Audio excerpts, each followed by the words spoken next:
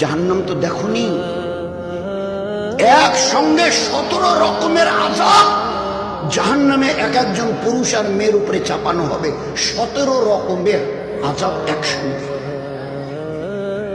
1000 বছর ধরে জাহান্নামের আগুনের জ্বলন, সাপের কামড়, ফেরেশতাদের লাঠির পেটাই, চিৎকার করতে করতে এ আল্লাহ, এ আল্লাহ, এ আল্লাহ, মরে গেলাম, আর বরদাস্ত হচ্ছে না, হয় এখান থেকে বাঁচাও, হয় বাঁচাও, আর নয়তো মেরে শেষ করে দাও, এই আযাব আর সহ্য করতে পারছি না।